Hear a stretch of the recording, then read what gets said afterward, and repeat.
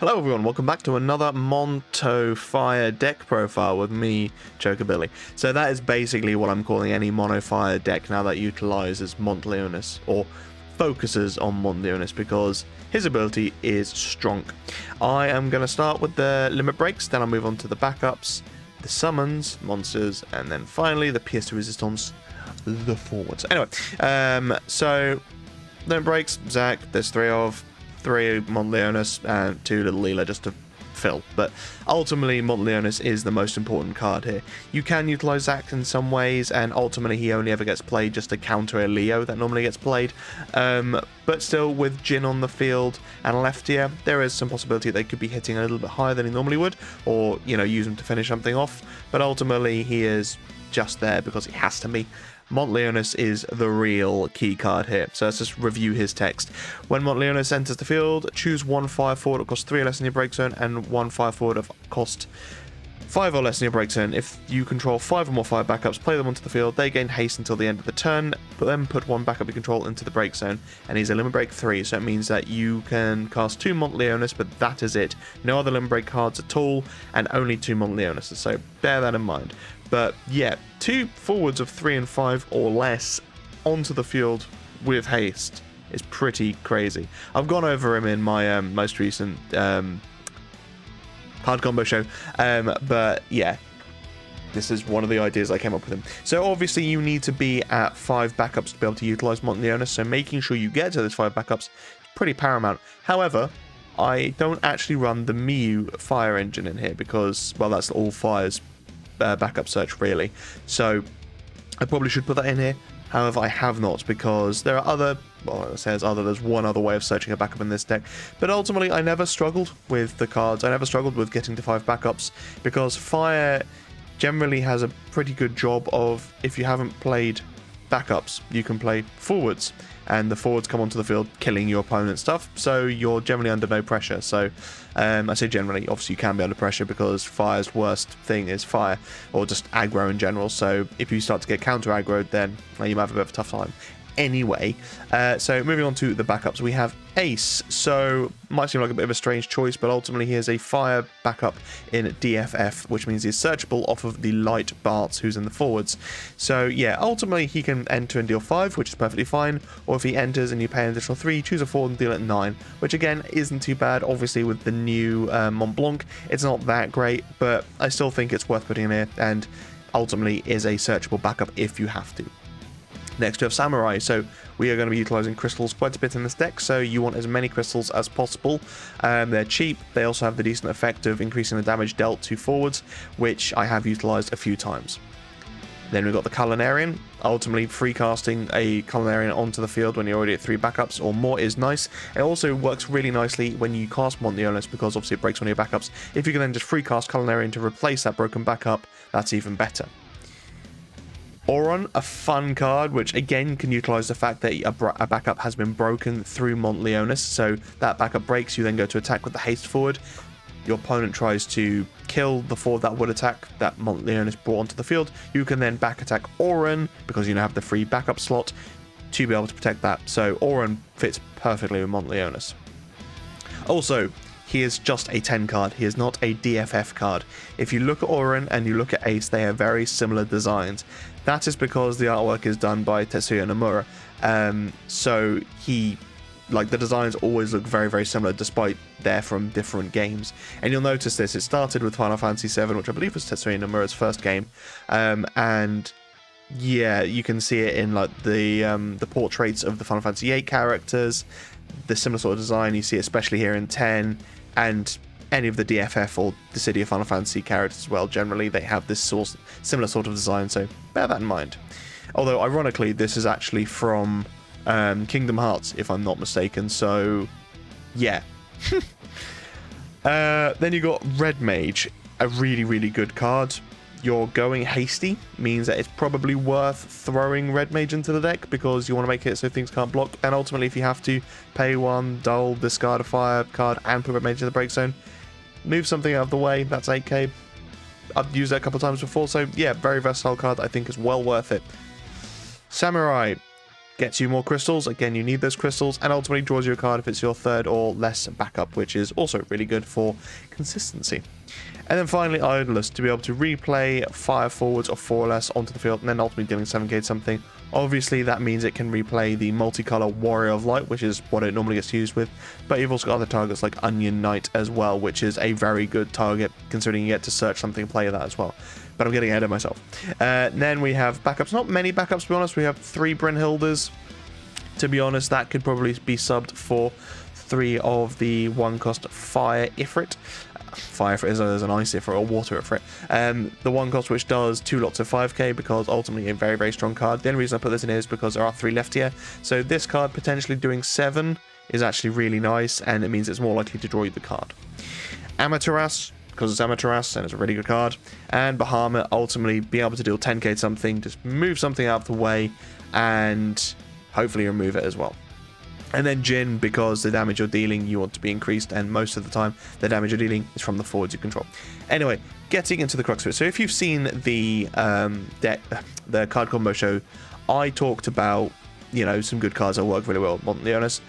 Aegis was one, Sol was the other. So obviously Mont Leonis can bring both of those guys in, and then it's up to you to choose what you want to play off them. So Sol, when he enters the field, you can pay a crystal. When you do so, you get to choose a forward across 4 less from your hand and play it onto the field, which is so good. And similarly, Aegis can be played onto the field, and he can play a 4-cost onto the field when he enters. So yeah, and then obviously Sol and Aegis themselves will gain haste from Mont Leonis' effect. Sol also has the ability to just pay a crystal. All the forwards you control gain plus 2000 power, so it means that if you've got quite a few forwards that are going to be going ham, be able to buff them all for a crystal. And again, you've got quite a few ways of generating crystals in this deck. It's well worth it. Luneth, so either choose a forward, deal it 1k for each fire character you control, which is pretty bonkers. If you've just got Luneth, Jin, and Leftyr on the field, that's 3 + 1 + 2, so 6, which is quite funny. So yeah, I mean, Luneth, it won't be hard to kill something, but ultimately he's really in this deck to be able to grant a Warrior of Light plus 1000 haste and first strike. So yeah, very, very powerful. And again, if you were to play, say, Luneth off of the Sol, and let's go with the Warrior of Light, Faris off of the Aegis, you could then give Faris haste off of the Luneth. So, you know, there's quite a few different ways we want to play this. But ultimately, gives haste, nukes the shit out of something. Really good card. Zidane, toxic card, I know, but it has to be in here.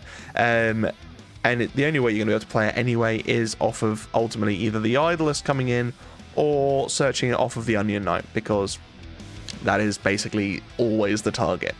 But there's only one on here just to make it so it's not that toxic. Then we have a Warrior of Light. So obviously I have the multicolor Warrior of Light in here, but I wanted to add another DFF target for the Light Barts. So you have this Warrior of Light. Ultimately, it is a job Warrior of Light forward, so it means that it is then able to, you can then use its effect to hopefully cast some more cards and play some more things onto the field. So maybe if you play Warrior of Light onto the field, haven't found what you're looking for, but then you manage to get that Faris off the top of your deck, and then you can cast that, and you've got like 4 or 5 Warriors Light on the field. You can do a lot of damage with that. So yeah, it's just another little alternative. Leftyr, you want to increase all the damage you're doing. Going 3 might be a bit too ham, given that you've got Jin as well. And bearing in mind that Leftyr's text is, if your fire summons or fire characters you control deal damage to a forward, that damage is increased by 2000. Doesn't matter who the forward is, the forward will take plus 2k damage. So that means when Faris deals 1k to the board, including your forwards, that damage will become 3. If you've got Jin on the field, that will also mean it becomes 4. So be very careful that you don't start nuking your own field. Again, you've got Sol to be able to counteract this a little bit, but still, just be careful.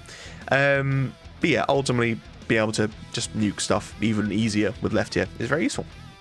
Firium, so another crystal generation and a persistent crystal generator, because whenever a forward dies on your opponent's field, the first time you get a crystal back. So ultimately, just really nice way to be able to get it.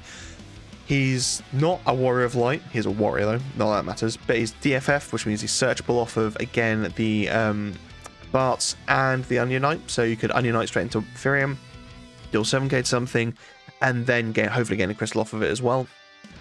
Faris. Ultimately, the thing that makes this deck tick next to Mont Leonis and the forwards that play forwards, being able to play Faris onto the field through Soul or Aegis to then search another Warrior of Light to then play that forward onto the field using either Soul or Aegis is just fantastic.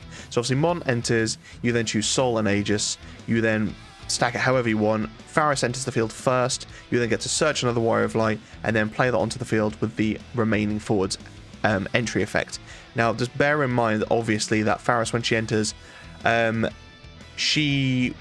damage dealing attack will resolve before the other forward enters. So it means that you will ultimately, if you go Soul, Aegis, and Faris, you'll be dealing 1k to 3 Warriors of Light, so you get 3 pings of 3.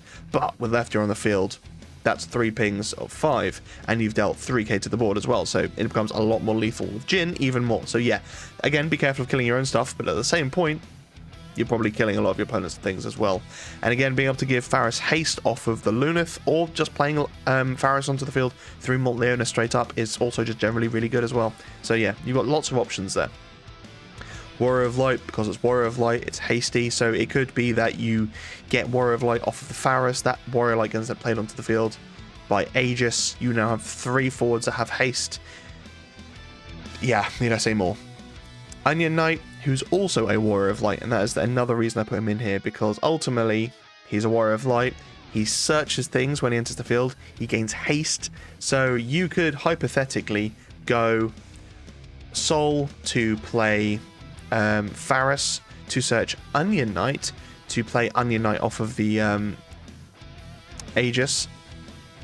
Did I get confused there? Soul into Faris, searches Onion Knight. Aegis into Onion Knight, who then searches Zidane.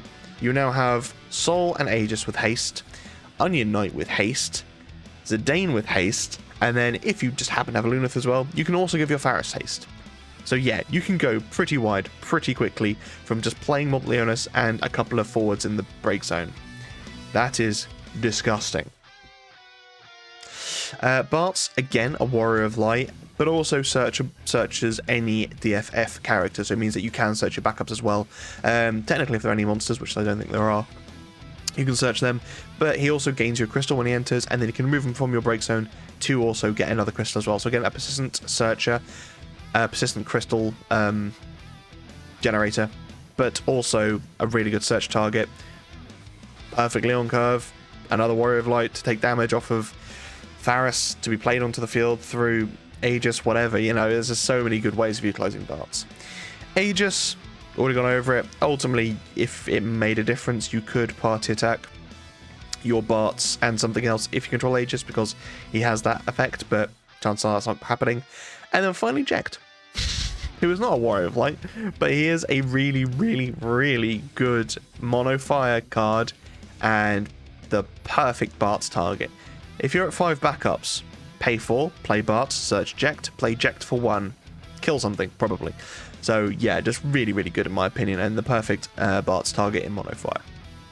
And that is my Warriors of Light mono fire deck. You could throw some more things in here. I did in the first iteration of the deck have the 5 CP Light Refia as well, but it was starting to get too clogged with light cards, and ultimately I just wanted to focus more on the mono fire.